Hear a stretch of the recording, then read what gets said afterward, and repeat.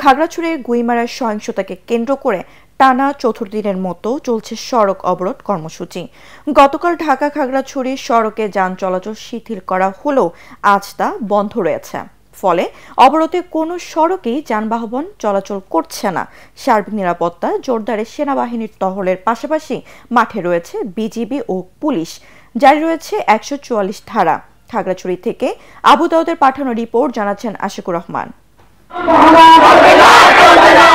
School ছাত্রী ধর্ষণের ঘটনাকে কেন্দ্র করে খাগড়াছড়ি পৌরসভা, সদর উপজেলা ও গুইমারায় ১৪৪ ধারা জারির পর টানা চতুর্থ দিনের মতো চলছে সড়ক অবরোধ কর্মসূচি। সড়ক অবরোধে জেলার অভ্যন্তরীণ সড়কে যানবাহন চলাচল করছে না। গতকাল বেলা ১২টা থেকে খাগড়াছড়ির সাথে ঢাকা ও চট্টগ্রাম সড়কের অবরোধ শিথিল করলেও আজ এখন পর্যন্ত কোনো যানবাহন ছেড়ে যায়নি। তবে নতুন করে অপ্রীতিকর ঘটনার খবর পাওয়া যায়নি। এদিকে খাগড়াছড়ি শহরতলি ও গুইমারার অধিকাংশ দোকানপাট খোলেনি। শহরে সীমিত ইজিবাইক চলাচল করতে দেখা গেছে। নিরাপত্তা ব্যবস্থা কড়াকড়ির কারণে জরুরি প্রয়োজন ছাড়া কেউ ঘর থেকেই বের হচ্ছেন না। পুলিশ জানিয়েছে, রোববার জেলার গুইমারায় সহিংসতায় নিহত ৩ জন পাহাড়ির মরদেহ ময়নাতদন্ত শেষে গতকাল রাতে পরিবারের কাছে হস্তান্তর করা হয়েছে। রাতেই তাদের অন্ত্যেষ্টিক্রিয়া সম্পন্ন হয়। সার্বিক নিরাপত্তা জোরদারে এসব এলাকায় সেনাবাহিনীর টহলের পাশাপাশি ১০ প্লাটুন বিজিবি মোতায়েন রয়েছে। গুরুত্বপূর্ণ স্থানে পুলিশ ও আনসার সদস্যরা দায়িত্ব পালন করছেন। Bureau report, ATN Bangla.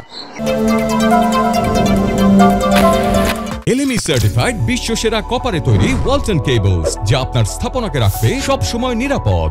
জাতিসংঘ মহাসচিব অ্যান্টোনিও গুতেরেস বাংলাদেশের গণতান্ত্রিক উত্তরণ ও সংস্কার কার্যক্রমে পূর্ণ সমর্থন এবং সংহতির আশ্বাস দিয়েছেন। সোমবার নিউ ইয়র্কে জাতিসংঘ সদর দপ্তরের প্রধান উপদেষ্টা প্রফেসর মোহাম্মদ ইউনূসের সঙ্গে বৈঠকে তিনি এই প্রতিশ্রুতি দেন। বৈঠকে রাজনৈতিক সংস্কার, ফেব্রুয়ারি নির্বাচন, জুলাই অভ্যুত্থানের দায় নিরূপণ, বৈশ্বিক বাণিজ্য ইস্যু এবং আসন্ন রোহিঙ্গা সম্মেলন নিয়ে আলোচনা হয়। ডক্টর ইউনূস বলেন, আগামী কয়েক মাস অত্যন্ত গুরুত্বপূর্ণ নির্বাচন সফল করতে জাতিসংঘের সহযোগিতার যার তিনি। এই সময় জাতিসংঘ মহাসচিব রোহিঙ্গা সংকট সমাধানে টেকসই উদ্যোগ এবং বাংলাদেশে চলমান রূপান্তর প্রক্রিয়ার তার আস্থার কথা পুনর্ব্যক্ত করেন। তিনি গত ১৪ মাসে প্রধান উপদেষ্টার নেতৃত্বেরও প্রশংসা করেন অ্যান্টোনিও গুতেরেস। পরে এ বৈঠক নিয়ে সাংবাদিকদের ব্রিফিং করেন প্রধান উপদেষ্টার প্রেস সচিব শফিকুল আলম। সেক্রেটারি জেনারেলের সাথে মিটিংটা ছিল সবচেয়ে গুরুত্বপূর্ণ আজকে মিটিং। আজকের কনটেক্সটে ইউএন সেক্রেটারি জেনারেল উনি জানিয়েছেন যে ওনার সাথে ইলেকশন নিয়ে কথা হয়, রোহিঙ্গা ক্রাইসিস নিয়ে কথা হয়, গ্লোবাল যে ট্রেডের কিছু ট্যারিফের যে প্রোটেকশনিজম সেগুলো নিয়ে কথা হয়। উনি ইউএন সেক্রেটারি জেনারেলের সাপোর্ট চেয়েছেন আগামী ইলেকশন, এই ফেব্রুয়ারি প্রথমার্ধে যে জেনারেল ইলেকশন হচ্ছে সেই বিষয়ে, এবং সেক্রেটারি জেনারেল অকুণ্ঠ চিত্তে জানিয়েছেন যে তারা বাংলাদেশের এই ডেমোক্রেটিক যে ট্রানজিশনে ফুললি তারা সাপোর্ট করছেন। দেশে নির্বাচনী আমেজ বিরাজ করছে, জনগণও নির্বাচনমুখী। এর বিরুদ্ধে কোনো দল অবস্থান নিলে মানুষ তাদের রাজনৈতিকভাবে প্রত্যাখ্যান করবে বলে মন্তব্য করেছেন বিএনপির স্থায়ী কমিটির সদস্য সালাউদ্দিন আহমদ।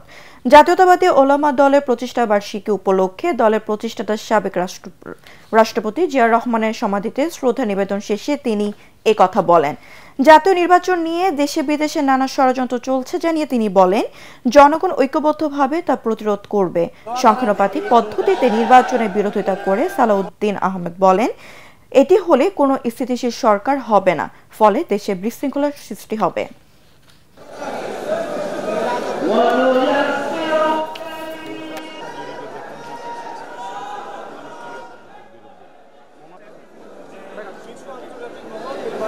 বাংলাদেশের সকল জনগণ এখন নির্বাচনমুখী। বাংলাদেশে এখন নির্বাচনের আমেজ চলছে, আবহাওয়া চলছে। সকল প্রার্থীরা, সম্ভাব্য প্রার্থীরা এবং জনগণ ভোটের জনসংযোগে আছে।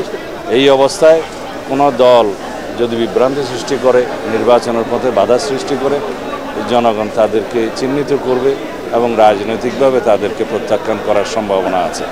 আমরা পিআর মানে মনে করি পাবলিক রিলেশন, আমরা পিআর মানে মনে করি জনসংযোগ। এখন সবাই জনসংযোগে আছে, সেই পিআরে আমরা বিশ্বাস করি। যারা প্রপোর্শনাল রিপ্রেজেন্টেশন মানে পার্মানেন্ট রেস্টলেসনেস প্রতিষ্ঠা করতে চায় তারা সফল হবে না। ধন্যবাদ।